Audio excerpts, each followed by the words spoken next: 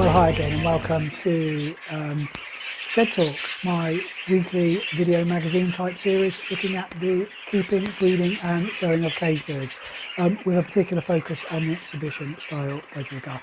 And in this episode we're going to talk a little bit about how I set up my breeding cages for breeding. I'm conscious that, you know, in the last episode we looked at breeding pairs and we've looked at how I pair up, but I haven't yet spoke about the actual cages and what they look like and why I use them. So that's what I'm going to do in this particular episode. So I do have quite a smallish breeding setup for the budgerigars, and I currently have 6 breeding cages. That's all I have. I have been up to 10, but I've gone back down to 6. Makes it slightly easier for me, and also I don't keep a massive number of birds. Anyway, so I have all wire cages, and I'll quickly run through the size of those cages because I know some people will be interested. So the length of the cage is about 22 inches, which is 56 centimetres in new money. The depth of the cages is about 16 inches or 41 centimetres, and the height of the cage is about 15 inches or 38 centimetres. I hope I've got those figures right. I've measured it in inches and done the conversion, so hopefully you'll have some idea of the size of the cage. Not massive cages, but I think they're plenty big enough for breeding cages for the budgerigars, and I've never really experienced any major problems with the way the birds behave in those particular cages. So I'll quickly talk through what I think are some of the advantages and the disadvantages of using all wire cages against the wooden cages. The first one I've already briefly touched on in the previous few videos, and that is keeping them clean. So the maintenance of an all wire cage is much easier than the wooden cages. So the wooden stock cages that I've got, that they've had to be stripped down and disinfected, and I've had to use anti-mite spray on them and all that sort of stuff, and then I'm having to give them a paint. So with the all wire cages, of course, it literally is just scrub them with some disinfectant at the end of the breeding season and before the new breeding season, and that should be just about it. They're just about new. Now I've used these cages, all wire cages, must be for the best part of 10 years, and after a good scrub and a good clean, the actual wire side of it is virtually as good as new. The plastic trays, they do tend to go a little bit off colour, but they are still clean and certainly usable. So that's the main advantage to the all wire cage over the wooden cage, just the general maintenance of them. The other thing is the amount of light they let in. Of course, all wire cages tend to get light from all around. The wooden cages only have light coming in from the front, so you need to either have good light coming in from windows or them set back a little bit from your main light source, whereas the all wire cages, of course, do have light coming in from all around. Certainly the bottom cages have less light, but the top cages have plenty of it. The disadvantage, I suppose, of all wire cages, or one of the things that I often hear people talk about, is the fact that whilst we've got light coming in from all sides, the birds can also see all around, and there is lots to distract the birds from getting on with breeding. And one of those is that you may find, and I've had this in the past, a cockbird or a hen will have a bit of an interest in a bird that's in one of the other cages, either to the cage, to the right or to the left of them, and will tend or not focus on the hen that you've chosen for. So that's one of the problems. I don't find it a major issue because overall, once they've settled in, I find they will tend to go with the partner that you've chosen, and if they do persist on going to the wire next to them, and you've got a cockbird on one side and a hen on the other clinging onto the wire and showing interest in each other, then I just put a divider between them, a bit of cardboard between them, quite easy, just for a couple of weeks until they've settled down. And at that stage they will tend to go with the partner that you've chosen, and then you can pull it away and they will have forgotten about that they're in love with their next door neighbour, so to speak. So anyway, so that's one of the slight disadvantages with using the all wire cage. I suppose the other problem can be that they've got an all-wire floor. So, and I know some people get concerned about it being not very good for the bird's feet, having an all-wire cage floor. Now, I've never had a problem with a bird catching its foot in the wire, not that I can remember anyway, or causing any damage to the foot of the bird. If anything, it's going to be the youngsters that have the biggest problem with this when they first come out of the nest box, because the cock birds, or sorry, the adult birds tend not to find it a major issue. The youngsters, when they come out, sometimes they will miss the wire and their foot will go in between, but they very quickly get used to it, and I will always put a chick hide in there anyway, which is much more easy on the feet of the youngsters because it's got a solid base. And the other thing they do is they will find one of the soft food dish to sit in if they don't want to stand on the hard wire or on the wire floor. Of course, the advantage of having an all-wire floor is that any soft food or any droppings tend to go through onto the plastic tray and therefore are out of reach of the birds, both the adults and the young, but the youngsters in particular, and it means they're not picking up any stale food, or they're not necessarily pecking at droppings that have been left in the bottom of the cage. So nice and easy, you then just take the the plastic tray out, clean it. I put fresh paper in the bottom of the tray. I use just newspaper. The pages from Cage and Over Birds, old Cage and Over Birds I tend to use. So in the bottom of it, keeps cleaning nice and easy, like I say. So that's another advantage of using the all-wire cage. So really going back to the fact that the birds can see each other, forgot to mention this, of course, that's much more like colony breeding, so where the birds see each other and can, they feed off one another's reaction to the various partners, and seeing another birds pairing up and going in at a nest box can of course stimulate another pair into doing a similar thing, so in terms of mating, and certainly if a hen sees another hen going out of a nest box, she's more likely to explore her own nest box, that sort of thing. So it can encourage, it encourages the birds to, they feed off each other, stimulate each other to getting into the breeding condition.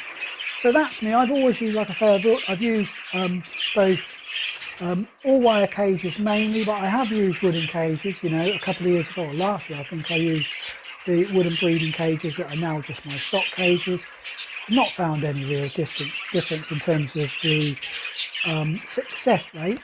overall success rate of the birds, but maybe you have. Let me know your thoughts in the comments if you like all-wire cages or if you prefer to use wooden cages. I know, tends to be a real split down the middle of those people that prefer either. And of course, what is successful to you to me may not be successful to other people. But do let me know your thoughts on all-wire cages over the wooden cages.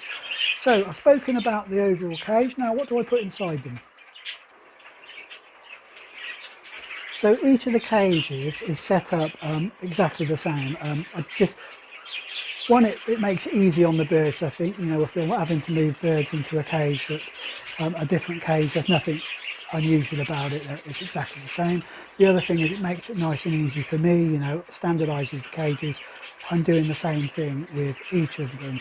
So inside each of the cages, first of all, there are two perches, one either side. They run from front to back across the cage, and the full length of the cage. They are plastic perches. Now I know, again, a bit like the all-wire cages, there is quite a lot of debate about plastic over wooden, and the fact that plastic perches, I know people will say, again, are less friendly on the feet and they can cause problems with the bird's feet, cause them to become sore. And again, I've used these cages for, like I say, best part of 10 years, and I've never had a problem with a bird's feet on the plastic perches. One of the good things about plastic perches is, once again, they're easily to keep clean, easy to disinfect. Wooden perches less so, and quite often you'll have to replace a wooden perch when they become too badly fouled. So the plastic perches certainly help with that. They're also held quite firmly in the cage, so there's no movement, which means that when the cockbird is treading the hen, it makes it easier for him. There's not that sort of shaking of the perches. So I think that helps in terms of the overall mating, but of course you can get the same with the wooden perches. So like I say, I use the plastic perches, very easy to keep clean. But again, you know, horses for courses, I know some people prefer to use the wooden perches. On each of the cages in exactly the same position, and you can see one behind me, I use the phlomatic type drinkers. I use this type of drinker because, one, it makes it easy for me to be able to see that they've still got plenty of water in there, or how much water there is in there. And also it keeps the water relatively clean. There's still risk that they go in there, and like, you know, most people, I change the water on a daily basis, so there's no chance of it becoming too badly foul before I pick it up. But anyway, so I use the they are, as you can see, on most of the cages, they're the small type. I do have one large type fitted because I've run out of the small type. I need to get another one for the cage number 6. But I use the smaller ones, and the reason I use the smaller drinkers is because that way I'm not wasting the additives that I put in there. You'll know that I do use additives in the water, and you know, if I'm chucking it away every day, I don't want to be wasting, you know, half of it by having a massive, great big drinker. So the small drinkers means that I'm not wasting quite so much of any additive that I use in the water feeder. So that's a drinker, like I say, one on each of the cages. The other thing that I use in each cage is I've got these bowls. They are, I think they were cat dishes, so one for food and one for drink, I suppose, water, with what they would have been for the cats. I got them from Tesco's, I think, on their sort of cheapy range. So I've got a number of these, and again, they're plastic.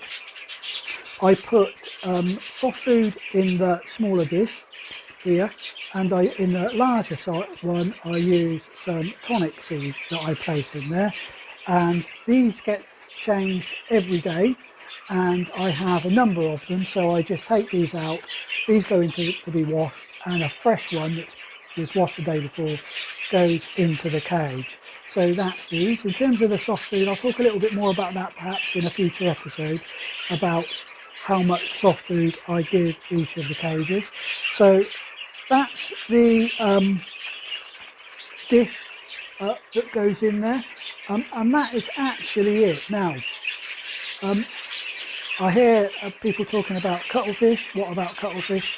What about grit and that side of things? Now, so in terms of cuttlefish, I don't use cuttlefish inside the cages, but I do use a calcium additive to the drinking water. So they get the calcium from that. In terms of grit, and I know there's debate again about grit, I do provide the birds with grit, and it's provided now in the soft food. The reason I do that is I used to provide a separate little dish. Some of you might remember last year I used to have some little green dishes in the cages, and those contained a soluble grit. But what I found was either it was being left, or the bird would tip most of it out onto the bottom of the cage, and would start playing with the dish. So what I do now is the grit is now mixed in with the soft food. So as they're eating their soft food, they will also be taking up some of that, you know, that mineral grit, that soluble grit that will help them in terms of building up calcium, and also, I believe, helps the digestion of the harder seeds. So that's really what goes. Oh, the other thing, of course, is I do have a seed dish in there. You can see again one behind me. They're open seed dishes. There is a risk that they get fouled, and I find particularly when the hen is about to lay, these can get fed, so I have to clean those, some of those every day, but otherwise they get cleaned once a week when the whole cage or once or twice a week when the whole cage gets cleaned out. Sometimes with these open seed dishes, and I've had it this time round with one hen, empties it out completely. So you fill the dish up, they empty it out. If that's the case, what I've done is put a separate dish in there on the bottom of the cage with seed in it that makes it more difficult for her to get in and clear it out. I don't need to do that now because as soon as the hen started going in the nest boxes, she stopped emptying the seed dish. But it is something to be aware of when you're using these open top seed dishes in the breeding cage. Right, so that's the breeding cages. The final bit is the nest box, so I'll talk a little bit about those now. Well, before we move on then, I just thought I'd take this opportunity to say, if you've enjoyed the video up to now, then please do hit the like button. All the likes help the channel to grow and help it to become more visible across YouTube. If you've not yet subscribed to the channel and you've made it this far, then you may as well hit the subscribe button. I think I said it in the last episode, I'm trying to get up to about 1,500 subscribers before the end of this year, so if you could help me do that, please hit the subscribe button. Don't forget, if anything in the video that you see or anything else you'd like to see, then please do comment on this video or any other of the videos. Right, let's get on with the breeding cage setup. And so finally then we'll talk about the nest boxes that I use now. All the way through this explanation about the my breeding cage setup, I've spoken about ease of keeping everything clean. So I've used all metal cages because I know that the all metal cages are much easier to keep clean, and and generally I find more hygienic than the wooden ones. The plastic dishes and the drinkers are all there so that I can keep them nice and clean. Again, with the perches, I spoke about keeping the perches nice and clean, and the wooden ones can be fouled or get fouled slightly more. So you'd think with all of that I would use plastic nest boxes. I don't, and the only reason I'm using wooden nest boxes and not plastic ones is just down to cost. Currently I just can't afford to replace my nest boxes with the plastic ones. Maybe in the future I will replace them with plastic nest boxes, but for the time being I'm using wooden nest boxes. There are advantages and disadvantages to plastic versus wooden. I know that a lot of people think that the plastic ones tend to hold the moisture more, and are, the hen can't chew on it, so doesn't get that natural sort of chewing experience that she would do when she's in a wooden nest box. And on the flip side of that is plastic nest boxes are much more hygienic, much more easy to keep clean, and much more likely to be a home for mites of any sort. So anyway, I'm using wooden nest boxes. You can see them behind me. I've got two slightly different types, and that was just the way I purchased them. They are the normal box-in-box type nest boxes, which literally just means that there's one box inside the other. I'll just pull one out here so you can see. So this little bit here goes inside the main nest box. This makes it easier when you're checking the birds. So you can just take this out and have a look inside to make sure whether they've started laying and such, and also enables you to access it for taking the chicks. It means you can take this away when you're ringing chicks and that sort of thing. So that's the next box-in-box type nest box. Concaves, I don't use concaves, and I know again lots of people will swear by concaves. The good thing about having a concave is that the natural hollow in it means that the eggs will be kept nicely together, and there's less chance of them rolling around in the nest box. I use bedding inside it, so wood chip bedding inside, and always have done since I've had budgerigars. And there are a couple of reasons for that. It's not that I disapprove of the concave, but my own personal thing is that the bedding inside it serves two purposes. One, when the hen first goes into the nest box, it enables her to start clearing the nest box out, and it means that I can see when the hen's been in here, whereas with the concave it's slightly more difficult to see whether a hen has actually explored the nest box, because she will start moving the chickens around, if not clearing them out. When she starts laying, what I will do is, if there's not very much in the bottom of the nest box, and I think I've got a nest box that where a hen has cleared it completely out but hasn't started laying, I'll just grab that.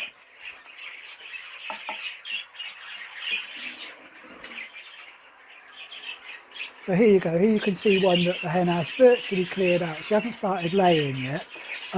What I will do is keep topping that up a little bit. Once she starts laying, I will make sure there's about ½ an inch of this bedding inside the nest box, and we'll then move the eggs to one end of that, where they're furthest away from the hole where she would normally lay anyway, and just make sure the eggs are there and are not being covered by the bedding, but are secure by the bedding so they don't move around. And I found that once a hen starts laying, she won't clear out, she won't mess around with the bedding that's in there, so there's no risk then of her clearing it out and the eggs rolling around. Pardon me. So that's just my experience of using the difference between concaves and bedding. Again, let me know, do you prefer concaves, or do you use just natural bedding in the bottom of the nest boxes? The nest boxes, when I got them, didn't have concaves in them, so I've put the bedding in there, and that's what I've done ever since. So like I say, I never really have a problem with it, but of course there is a risk that the eggs move around and become addled. So again, use concave or not concave. Let me know your thoughts, and if you're going to put your thoughts in the comments, then do give your reasons behind that and why you prefer one to the other. So that's the breeding setup that I use in my bird room. How's it going?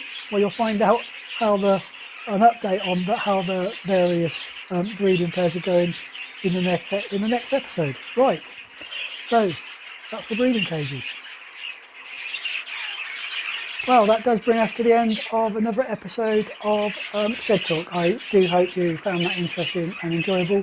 In the next episode, we will have a roundup of how the breeding cages are going. I would say, from my point of view, it has been relatively successful. But if you want to find out which birds have done what, then tune in for the next episode. Don't forget to hit the bell if you want notifications of when that is uploaded. Right, but until then, as always, do stay safe and enjoy your birds.